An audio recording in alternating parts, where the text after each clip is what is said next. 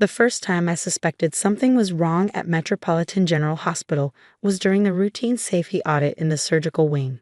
As chief of patient safety, I developed a habit of doing these walkthroughs personally, not trusting the sanitized reports that crossed my desk. Dr. Mitchell, a nurse, called out, hurrying to catch up with me. "There's something you should see in OR3. I'm Dr. Sarah Mitchell, and for the past 8 years, I've dedicated my life to keeping patients safe at one of Boston's largest hospitals. My colleagues often joke that I can spot a safety violation from across the building. They're not entirely wrong. After 15 years in hospital administration and a PhD in healthcare quality and patient safety, certain things just jump out at you. The issue in OR3 turned out to be a malfunctioning air handling system, something that should have been flagged weeks ago in the maintenance reports. But like many other problems I've been finding lately, it had somehow slipped through the cracks. How long has this been going on? I asked the nurse, already pulling out my tablet to document the violation. At least 3 weeks, she said quietly, glancing over her shoulder. We've reported it multiple times, but nothing had been done.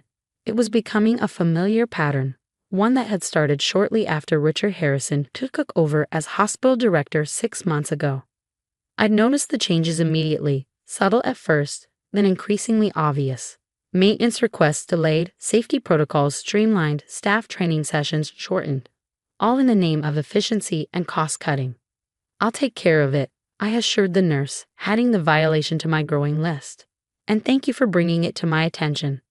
Back in my office, I pulled up the maintenance records. The air handling system issue had indeed been reported, multiple times. But each report had been marked as non-critical and pushed back in the queue.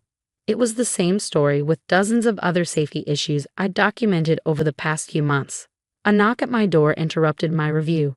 Dr. Jessica Torres, head of surgery, stood in the doorway, her expression grim. "Sarah, we need to talk about what happened in OR7 yesterday." My stomach tightened. I'd been waiting for this conversation since receiving the incident report this morning. A patient had developed a post-operative infection, the third such case in 2 months. The new sterilization protocols? I asked if I already knew the answer. Jessica nodded, closing the door behind her. "They're not working, Sarah. The shortened cycle times, the reduced chemical concentrations. We're seeing contamination rates we haven't had in years." "I know." I pulled up the statistics on my computer, showing her the trend lines I've been tracking. Infection rates are up 47% since the new protocols were implemented. I submitted 3 reports to Harrison about it. "Let me guess, he said it was within acceptable parameters?" I smiled grimly. His exact words were well within industry standards, but he's using outdated benchmarks. The current safety standards are much stricter. "What are we going to do about it?" "I'm preparing a comprehensive report for the next board meeting. Every incident, every violation, every cost-cutting measure that's compromised patient safety. It'll be hard to ignore the numbers." Jessica leaned forward, lowering her voice. "Be careful, Sarah. Harrison has the board wrapped around his finger. All they see are the cost savings and efficiency metrics." She wasn't wrong. Since taking over, Harrison had cut operating costs by 15%, a feat that had earned him glowing praise from a hospital board. What they didn't see were the corners being cut to achieve those savings. After Jessica left, I spent hours compiling data for my report. The patterns were clear and disturbing. Increased infection rates, longer recovery times, more post-operative complications, all coinciding with Harrison's efficiency improvements. But I needed more than just statistics. I needed concrete evidence that would force the board to act. Over the next week, I dug deeper into the hospital's records. What I found was worse than I'd imagined. Harrison wasn't just cutting corners, he was systematically dismantling safety protocols that had taken years to build. The sterilization issues were just the tip of the iceberg. Maintenance schedules had been stretched dangerously thin. Staff training hours had been slashed. Quality control checks had been reduced to the bare minimum required by law, and sometimes not even that. I documented everything meticulously, building a case that no one could ignore. But Harrison wasn't stupid. He must have noticed my investigations, my detailed questions, my careful documentation of every violation.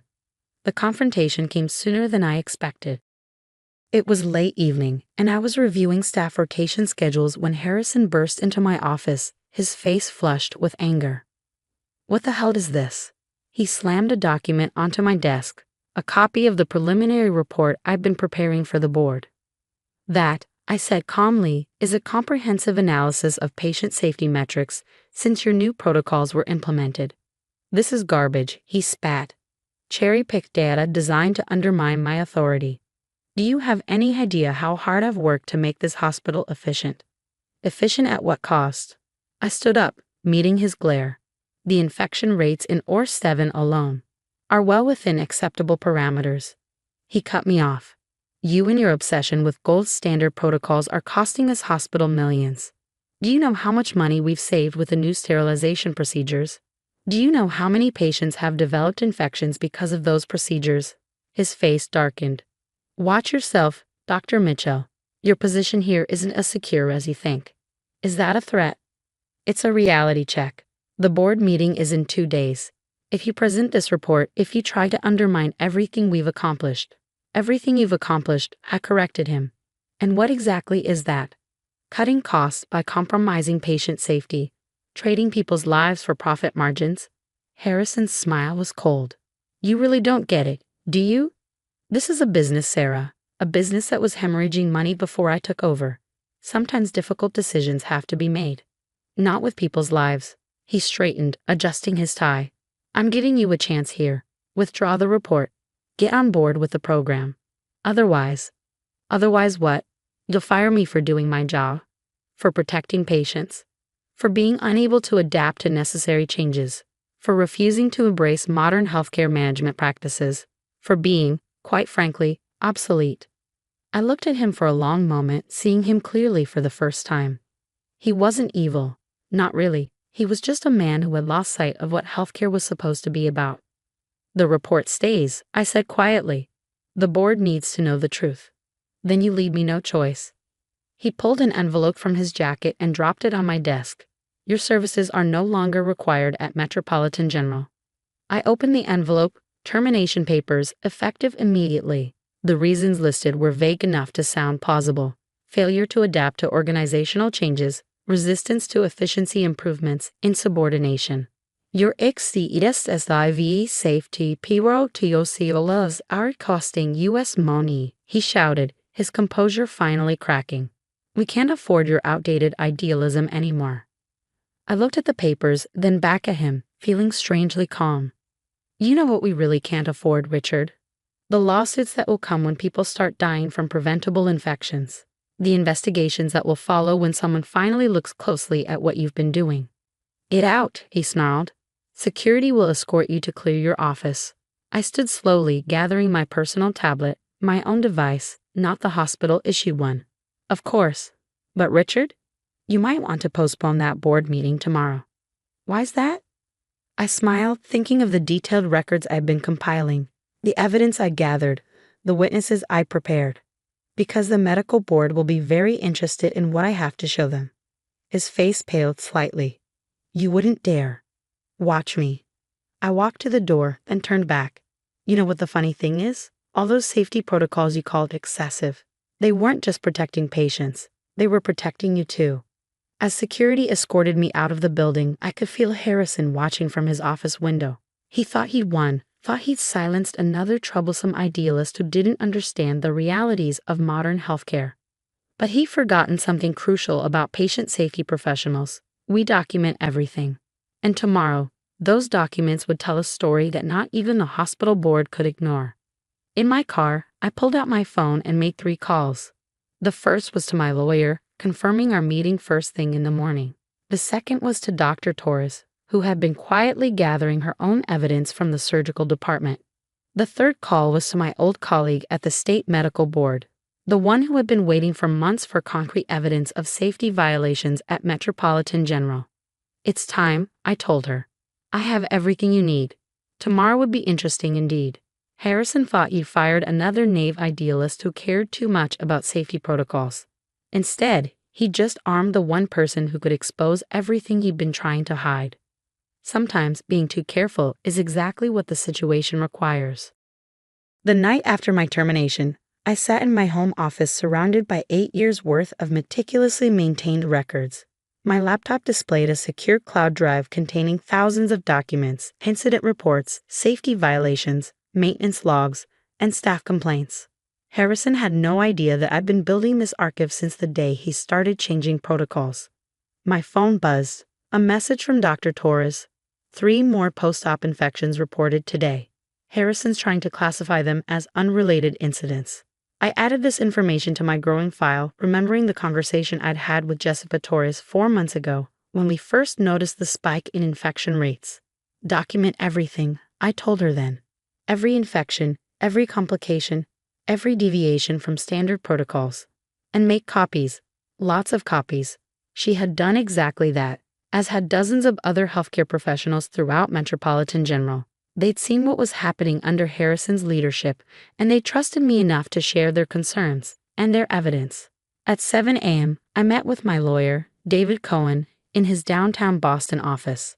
He'd already reviewed most of my documentation, but the new files from the past week made him raise his eyebrows. "This is more serious than we thought," he said, studying the infection rate charts. "These numbers, if these had been reported properly to the medical board." "They were reported," I corrected him.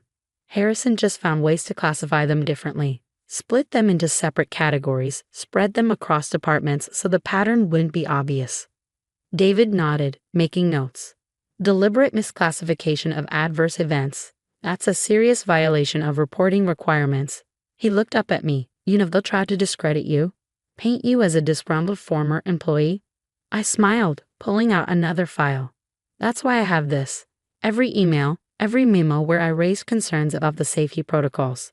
Every response where Harrison dismissed those concerns. And most importantly, I handed him a USB drive, recorded conversations from staff meetings where he explicitly ordered supervisors to implement these dangerous policies." "You recorded the meetings?" "Massachusetts is a one-party consent state," I reminded him. "And as chief of patient safety, documenting safety-related discussions was part of my job description." David let out a low whistle. "Harrison really didn't know who he was dealing with, did he?" "No, he didn't. He'd seen me as another bureaucratic obstacle, someone too focused on rules and regulations to understand the bigger picture of hospital management. What he hadn't realized was that patient safety professionals are trained to see the biggest picture of all, the human cost of cutting corners." At 9 a.m., I met with Dr. Catherine Sullivan from the State Medical Board. I'd known Catherine for 15 years, since our residency days. She'd gone into medical regulation while I focused on hospital safety, but we'd stayed in touch, sharing concerns about the increasing pressure on hospitals to prioritize profits over patient care. "My God, Sarah," she said, paging through my reports. "The sterilization protocols alone. How did he think he could get away with this?" "Because he almost did," I admitted. "He was smart about it, never making changes that would obviously violate regulations, just small adjustments, each one seemingly insignificant on its own. But in combination, they created a perfect storm. Reduced sterilization times, diluted cleaning solutions, shortened inspection protocols, all while maintaining just enough documentation to seem compliant." Catherine's face hardened as she read the infection statistics. 3 deaths from post-operative infections in the past month alone. And these were classified as complications due to pre-existing conditions, I quoted bitterly. Harrison found a way to blame every incident on something other than his cost-cutting measures. She set down the reports and looked at me seriously. "You know what will happen when we open a formal investigation? The hospital's reputation will suffer," I finished. "I know. I've worked there for 8 years, Catherine. I care about Metropolitan General, but I care more about the patients who trust us with their lives." She nodded slowly. "The medical board meets at 2 p.m. I want you there to present this evidence personally." As I left her office, my phone buzzed again. A message from Tom Parker, head of hospital maintenance. "Harrison's in the maintenance office, ordering us to update the service logs. What do you need me to do?" I smiled grimly. Even now, Harrison was trying to cover his tracks. "Don't interfere," I texted back. "But document everything he changes. Take pictures of the original logs first." The next few hours were a blur of preparation. I met with Dr. Torres and other department heads who had agreed to testify about the safety violations. Each brought their own documentation, their own stories of how Harrison's policies had endangered patients. Maria Gonzalez, head surgical nurse, had kept a personal log of every infection that could be traced to the new sterilization protocols. Dr. James Wu from emergency medicine had documented how reduced maintenance on critical equipment had led to failures during crucial procedures. At 1:30 p.m., we gathered in the medical board's waiting room. Harrison wasn't there yet. He probably thought he had at least another day before I could organize any kind of response to my termination. Dr. Mitchell, a board assistant, appeared. "We're ready for you." I stood gathering my materials. Dr. Torrey squeezed my arm supportively. "Given health, Sarah." Inside the boardroom, Catherine was already seated with the other board members. Their faces were serious as I began setting up my presentation. At 1:45, the door burst open. Harrison strode in, his face flushed. "What is the meaning of this? I wasn't notified of any board hearing." "Mr. Harrison," Catherine said coolly, "how fortunate you could join us. We were just about to review some concerning evidence about safety protocols at Metropolitan General."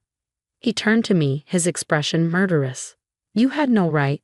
"Actually," I interrupted calmly, "as Chief of Patient Safety, I had every right and responsibility to report safety violations to the proper authorities. Your termination of my employment doesn't change that obligation. These are internal hospital matters. 3 deaths from preventable infections in the past month alone." I cut in. "Are those internal matters too?" The board chairman leaned forward. "Mr. Harrison, please take a seat. Dr. Mitchell has brought some very serious allegations to our attention."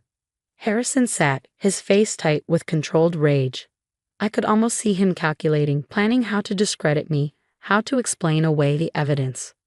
But as my presentation began, as I methodically laid out the documentation of every violation, every covered-up incident, every dangerous policy change, I watched his confidence begin to crumble.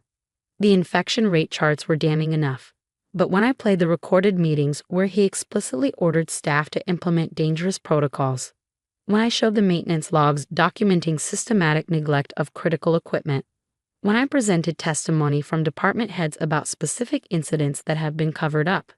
"This is a coordinated attack," Harrison tried to interrupt. "Disgruntled employees trying to." "These are sworn statements," Catherine cut him off, "from every department head at Metropolitan General." "Are you suggesting they're all lying?" I continued my presentation, showing how Harrison had manipulated reporting categories to hide adverse events, how he pressured staff to minimize safety concerns, how he created a culture of fear that discouraged incident reporting. The final blow came when I presented the financial data, proving that the cost savings Harrison had achieved came directly from compromising safety measures. The choice, I concluded, was between patient safety and profit margins. Mr. Harrison made his choice clear. Now you have to make yours. The room was silent as I finished. Harrison sat frozen, his career crumbling before his eyes. The board members exchanged glances, their expressions grave. Catherine spoke first. "Mr. Harrison, do you have any response to these allegations?" He straightened his tie, attempting to recover his composure. These protocols were all within acceptable parameters. "According to whose standards?" I interrupted, pulling up another document. "Because according to current medical board regulations, which I've highlighted here, virtually every protocol change you implemented violated safety requirements. The hospital was losing money, and now it may lose its accreditation," the board chairman said quietly. "These violations, the scope of them." Harrison's face went pale. Loss of accreditation would be a death sentence for Metropolitan General. "Unless," I said carefully, "immediate corrective action is taken. I've prepared a comprehensive plan to restore proper safety protocols along with a monitoring system to ensure compliance." The board members looked at me with interest. Harrison looked like he'd swallowed something bitter. "You planned this," he said softly. "All of it." "No, Richard." I corrected him. "You planned this the moment you decided that profit margins were more important than patient lives. I just documented it." The next 2 hours were intense. The board reviewed every piece of evidence, questioned every witness, examined every document. Harrison's attempts to defend his actions grew increasingly desperate as the weight of evidence mounted. By 5 p.m., the board had reached its decision. Harrison was suspended pending a full investigation. Metropolitan General would be placed under direct board supervision until proper safety protocols were restored, and I was asked to oversee that restoration. As we left the boardroom, Harrison stopped me. "You've destroyed everything I built," he said, his voice shaking with rage. "No," I replied quietly. "I protected what generations of healthcare professionals built. A system where patient safety comes first. You tried to destroy that. I just wouldn't let you." Walking out of the building, I checked my phone. Messages were pouring in from hospital staff who had heard about the board's decision. Relief, gratitude, and hope filled their words. Tomorrow would bring new challenges, rebuilding trust, restoring protocols, repairing the damage Harrison had done. But for now, I felt a deep satisfaction. Sometimes being too careful means being exactly careful enough. The morning after the medical board hearing, I walked back into Metropolitan General not as a disgraced former employee, but as the board-appointed safety compliance director. The irony wasn't lost on anyone, especially not on the hospital board members who had supported Harrison's efficiency measures. Dr. Mitchell, board chairman William Douglas greeted me stiffly in the main conference room. "We've reviewed the medical board's requirements for reinstatement of full accreditation. And I kept my voice neutral, though I could see from their faces that the reality of the situation had finally sunk in. "The costs of implementing these safety protocols," he began, "are significantly less than the cost of losing accreditation," I finished, "or the lawsuits that would follow if the public learned about the compromised safety standards." The room fell silent. These were business people used to thinking in terms of profits and losses. Now they were facing a different kind of mathematics, one where human lives figured into the equation. "What do you need from us?" Douglas asked finally. "Complete autonomy to implement necessary changes, no interference from the board on safety protocols, and a public commitment to maintaining these standards regardless of cost." "That's a lot to ask." "No," I corrected him. "That's the bare minimum required by law. What Harrison did, what you allowed him to do, wasn't just unethical. It was criminal." Douglas flinched at the word criminal, but nodded slowly. "You have our full support." The work began immediately. My first step was assembling a team of department heads who had helped expose Harrison's violations. Dr. Torres from surgery, Dr. Wu from emergency medicine, Maria Gonzalez from nursing, people who had risked their careers to document the truth. "First priority," I announced in our initial meeting, "is addressing the immediate safety risks. The compromised sterilization protocols, the maintenance backlogs, the staffing shortages in critical areas. Harrison's people are still in key positions," Dr. Wu pointed out. "They won't make this easy." He was right. Despite Harrison's suspension, many of his loyal administrators remained, embedded throughout the hospital's bureaucracy. They had careers and reputations invested in maintaining the fiction that his policies had been legitimate. But I had something they didn't: proof. Over the next week, we methodically addressed each safety violation documented in my reports. The sterilization protocols were immediately restored to proper standards. Critical equipment maintenance was expedited. Staffing levels were increased to ensure proper safety monitoring.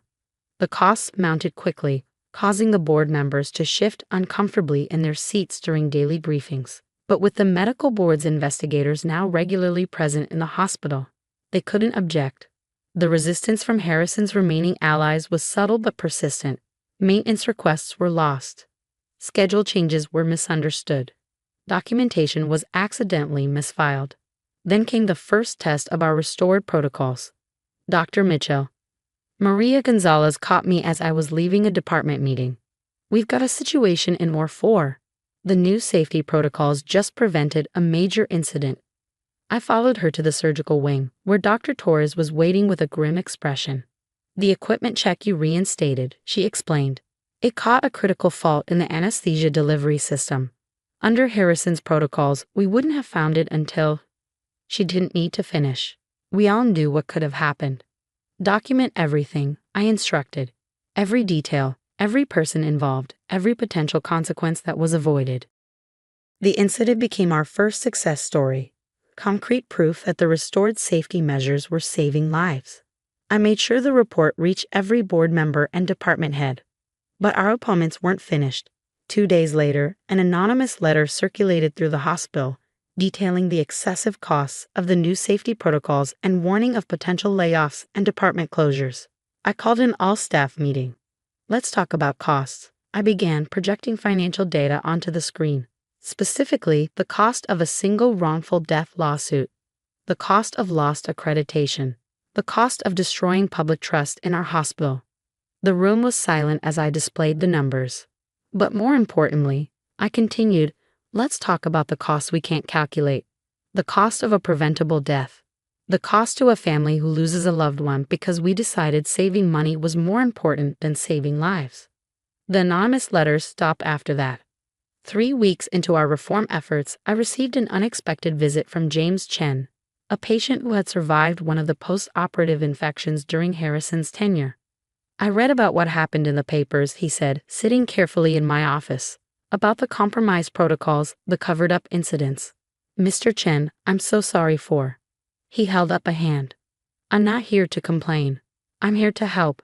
I'm a lawyer specializing in healthcare compliance, and I think my experience as a patient here gives me a unique perspective. By the end of our meeting, we had outlined a patient advocacy program, a direct channel for patients to report safety concerns without fear of being ignored or dismissed. The changes weren't easy, and they weren't quick. Every day brought new challenges, new resistance, new attempts to compromise or circumvent the safety protocols. But we had something Harrison never understood: the support of the people who actually did the work. Nurses, doctors, technicians, maintenance staff. They had all seen the consequences of compromised safety standards. They became our eyes and ears, reporting violations, suggesting improvements, maintaining the standards we'd fought to restore. 6 months after the medical board hearing, we received the official report on our progress. The hospital had not only met all requirements for maintaining accreditation, but had exceeded them in several areas. Patient safety metrics are above national averages, Catherine told me during her final inspection. Infection rates are down 60%. Equipment failure incidents have been virtually eliminated. And the costs? I asked, thinking of the board's initial resistance. She smiled. Actually decreased in the long run. Turns out preventing complications is cheaper than dealing with their consequences. Harrison's criminal trial began that winter. The evidence we gathered led to multiple charges of criminal negligence and fraud. As I testified about the systematic dismantling of safety protocols, I couldn't help but think about how differently things might have turned out if he'd succeeded in silencing me. 1 year after my termination, I stood in the same surgical wing where I first discovered the problems with the air handling system. The maintenance logs show regular checks, proper documentation, immediate response to any issues. Dr. Torres joined me on my rounds, now serving as both Chief of Surgery and Deputy Safety Director. Remember what Harrison used to say, she asked. Safety protocols are just bureaucratic obstacles. I nodded, checking the latest sterilization records. Now we know they're the foundation everything else is built on. The hospital had changed profoundly. Safety wasn't just a department or a set of protocols anymore. It was part of the culture, integrated into every decision, every procedure, every aspect of patient care. Harrison's efficient policies had saved the hospital $15 million over 6 months. Our safety protocols had saved something more valuable: trust. Trust from patients, from staff, from the community. Last week, I received a letter from a patient's family. Their mother had undergone high-risk surgery at Metropolitan General. The procedure had gone perfectly, with every safety protocol followed exactly as designed. We chose your hospital, they wrote, because we heard about your commitment to patient safety. Thank you for showing us what that really means. I pinned the letter to my office wall next to the termination notice Harrison had given me a year ago. Sometimes being too careful means being exactly what patients need. Metropolitan General became a model for other hospitals, proof that patient safety and financial stability aren't mutually exclusive. We developed training programs sharing our protocols and procedures with healthcare facilities across the country. The medical board used our case to strengthen safety regulations statewide, closing the loopholes Harrison had exploited. His trial led to new laws requiring greater transparency in hospital safety reporting.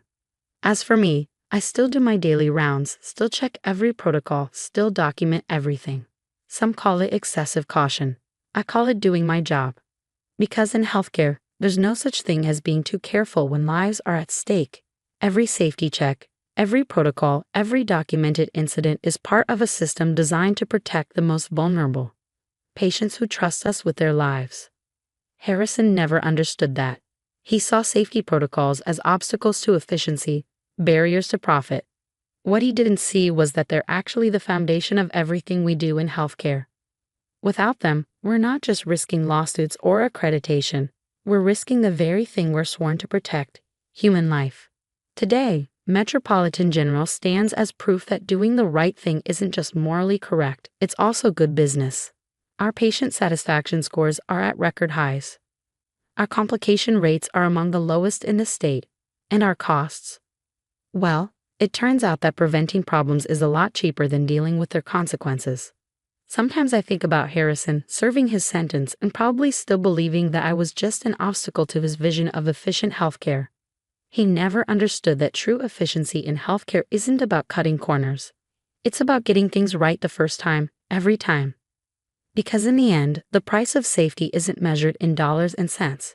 It's measured in lives saved, complications prevented, and trust maintained. And that's a price worth paying every single time.